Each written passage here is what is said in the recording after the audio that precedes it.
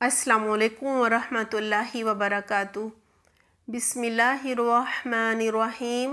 رب اشرح لی صدری ویسر لی امری واحلل عقدۃ من لسانی یفقہوا قولی رب زدنی علما اللہم فقہنا فی الدین آمین۔ جی پیارے بچوں، کیا حال ہیں آپ سب کے؟ امید کرتی ہوں آپ سب بالکل خیریت سے ہوں گے اور قرآن سے اللہ سبحانہ تعالیٰ کی پہچان کر رہے ہوں گے۔ اور بچوں، آپ کو اندازہ ہو رہا ہوگا کہ اللہ سبحانہ تعالیٰ ہم سے کتنی محبت کرتے ہیں، ہماری ہر ضرورت کا خیال رکھتے ہیں، ہماری ہدایت کی بھی فکر کرتے ہیں، اور اللہ سبحانہ تعالیٰ نے ہمارے لیے بے شمار نعمتیں بنائی ہیں، اور ہمیں یہ بھی بتایا ہے کہ ان نعمتوں کا استعمال کس طرح کرنا ہے اور ان کا شکر کس طرح ادا کرنا ہے۔ انشاءاللہ بچوں، اب ہم نعمتوں کے ذریعے اللہ سبحانہ تعالیٰ کی پہچان بھی کیا کریں گے اور یہ بھی جانا کریں گے کہ ان نعمتوں کا شکر کس طرح ادا کرنا ہے۔ آئیے پیارے بچوں، پارہ نمبر 2 کا آغاز کرتے ہیں۔ سورۃ البقرہ آیت نمبر 143 کا ترجمہ ہے، اور اسی طرح ہم نے تمہیں ایک امت وسط بنایا ہے تاکہ تم دنیا کے لوگوں پر گواہ ہو اور رسول صلی اللہ علیہ وآلہ وسلم تم پر گواہ ہو۔ جی پیارے بچوں، اس آیت میں ہم مسلمانوں پر اللہ سبحانہ تعالیٰ کا بہت بڑا احسان نظر آ رہا ہے۔ اللہ سبحانہ تعالیٰ فرما رہے ہیں، اے مسلمانوں، تم امت وسط ہو، یعنی اعلیٰ اور اشرف ہو، درمیانی امت ہو، عدل و انصاف کرنے والے ہو، ہر چیز میں اعتدال کا یعنی درمیانہ راستہ اختیار کرنے والے ہو۔ جی بچوں، آپ کو پتہ ہے نا، نبوت ختم ہو گئی ہے، اب کوئی نبی نہیں آئے گا، لہٰذا اب ہماری ذمہ داری ہے کہ اللہ اور رسول کا پیغام دوسرے لوگوں تک پہنچائیں۔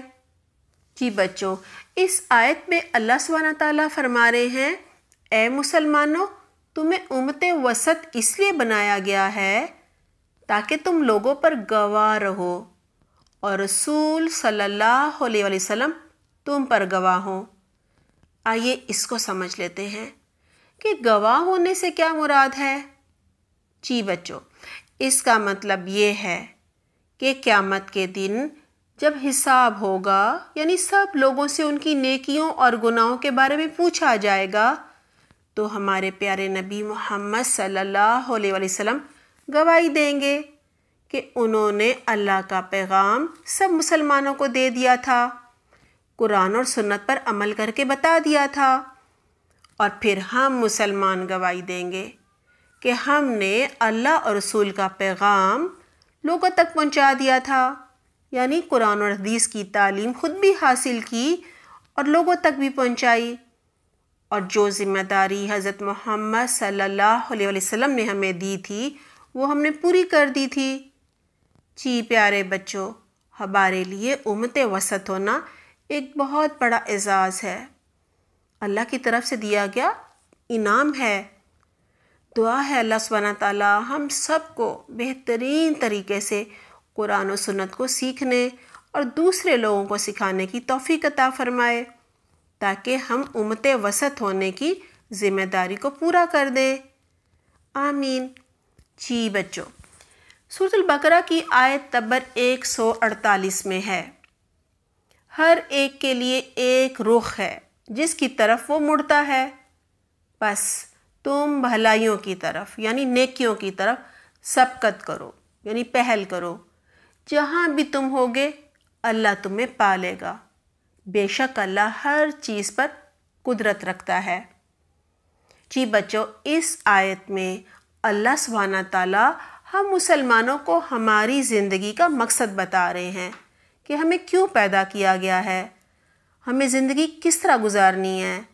کہا جا رہا ہے ہر انسان کی زندگی کا کوئی نہ کوئی مقصد ہوتا ہے، لیکن ہم مسلمانوں کی زندگی کا مقصد ہے فاستبقوا الخیرات، یعنی نیکیوں میں پہل کرنا، نیکیوں میں دوڑ لگانا۔ پھر کیا کرنا ہے ہمیں؟ جی ہر وقت نیکیوں کی تلاش میں رہنا ہے، اور نیکی کا کام جب بھی نظر آئے فوراً کرنا ہے۔ یہ نہیں کرنا کہ کوئی اور کر لے گا۔ جی بچوں، کسی نیکی کو چھوٹا سمجھ کر بھی نہیں چھوڑنا۔ سلام کرنے میں پہل کرنی ہے، پانی پلانے میں پہل کرنی ہے۔ امی، ابو یا کوئی بڑا جب بازار سے یا آفس سے تھکا ہوا آئے تو کیا کرنا ہے ہم نے؟ جی بھاگ کر، دوڑ کر ان کا سامان ان کے ہاتھ سے لے لینا ہے، پھر ان کو پانی لا کر دینا ہے یا جو وہ پینا چاہیں ان کو لا کر دینا ہے۔ اور بچوں، کسی کو کسی بھی قسم کی کوئی بھی مدد کی ضرورت ہو تو ہم نے سب سے پہلے اس کی مدد کرنی ہے، غریبوں کی مدد کرنی ہے، صدقہ و خیرات میں پہل کرنی ہے انشاءاللہ۔ جی بچوں، سورۃ البقرہ آیت نمبر 164 میں ہے، رات اور دن کے مسلسل ایک دوسرے کے بعد آنے میں، انسان کو فائدہ پہنچانے والی چلتی کشتیوں میں، ہواؤں کی گردش میں اور بادلوں میں بے شمار نشانیاں ہیں۔ جی بچوں، اس آیت سے پتہ چلتا ہے رات اور دن کا مقرر وقت پر ایک دوسرے کے بعد آنا جانا اللہ سبحانہ تعالیٰ کو پہچاننے کے لیے کافی ہے۔ یہ اللہ سبحانہ تعالیٰ کی بہت بڑی نشانی اور نعمت ہے۔ اللہ سبحانہ تعالیٰ کے علاوہ کوئی بھی دن کے بعد رات یا رات کے بعد دن کو نہیں لا سکتا۔ ساری دنیا کے لوگ اکٹھے ہو جائیں تو بھی وہ یہ کام نہیں کر سکتے۔ پیارے بچوں، جب آپ کسی سے وعدہ کرتے ہیں کہ میں کل شام 7 بجے آپ کو ملوں گا، پوری کوشش کے باوجود آپ کچھ سیکنڈ اوپر یا نیچے ہو جاتے ہیں، لیکن اللہ سبحانہ تعالیٰ ہزاروں سالوں سے سورج مقرر وقت پر طلوع اور غروب کرتے ہیں، دن اور رات ایک دوسرے کے بعد لاتے ہیں۔ اس کام میں کبھی 1 سیکنڈ کی بھی غلطی نہیں ہوئی۔ جی پیارے بچوں، اللہ کی اس نعمت کا شکر ادا کرنے کے لیے چاہیے کہ ہم اللہ کی اس نشانی پر غور و فکر کریں، عقل سے کام لیں، تو اللہ کو ایک ماننے کے لیے یہی ایک نشانی کافی ہے۔ جی بچوں، اس آیت میں دوسری بڑی نشانی ہوائیں ہیں۔ ان ہواؤں کی وجہ سے ہم اور سب جاندار سانس لیتے ہیں، پودے بھی اگتے ہیں۔ ان ہواؤں میں پرندے اور ہوائی جہاز اڑتے ہیں، اور ان چلتی ہواؤں ہی کی وجہ سے بحری جہاز اور کشتیاں دریاؤں اور سمندروں میں چلتی پھرتی ہیں۔ یہ سب نعمتیں اللہ سبحانہ تعالیٰ کے ایک ہونے اور اللہ سبحانہ تعالیٰ کے ہمارے خالق اور مالک ہونے کی نشانیاں ہیں اور ثبوت ہیں۔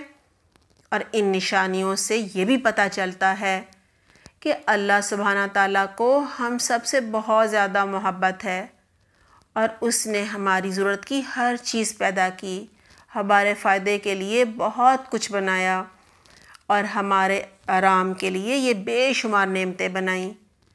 جی بچوں، یہ جو بے شمار نعمتیں ہیں نا، کسی معجزے سے کم نہیں ہیں۔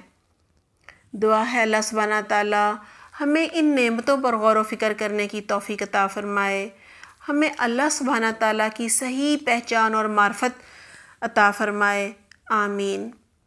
سبحانک اللہم و بحمدک، نشہد لا الہ الا انت، نستغفرک و نتوب الیک۔ والسلام علیکم ورحمۃ اللہ وبرکاتہ۔